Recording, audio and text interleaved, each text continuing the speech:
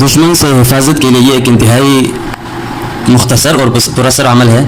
آپ کا کسی طرح بھی دشمن ہو، چاہے وہ آپ کا جانی دشمن ہے، مالی دشمن ہے، آپ کی عزت پر حملہ کرنا چاہتا ہے، آپ کو جانی نقصان پہنچانا چاہتا ہے، یا آپ کے کاروبار میں آپ کو نقصان پہنچانا چاہتا ہے، کسی طرح سے بھی اگر آپ کو نقصان پہنچانا چاہتا ہے اور آپ اس سے جان چھڑانا چاہتے ہیں تو یہ عمل کریں.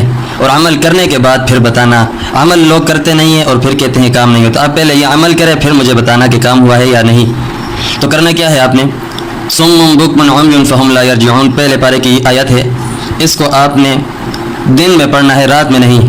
کوئی بھی وقت مقرر کریں، اس وقت ایک جگہ پر بیٹھ کر 70 مرتبہ پڑھیں، اور اس 70 مرتبہ پڑھنے کے بعد پھر اللہ کے سامنے اپنا درد اور دکھ بیان کریں. اور لیکن آپ نے اس شخص کی غیبت نہیں کرنی، اس کے پیچھے باتیں نہیں کرنی، اس کو برا بھلا نہیں کہنا. بس یہ عمل کریں. عمل کرنے کے بعد پھر بتائیں، انشاءاللہ آپ دیکھیں.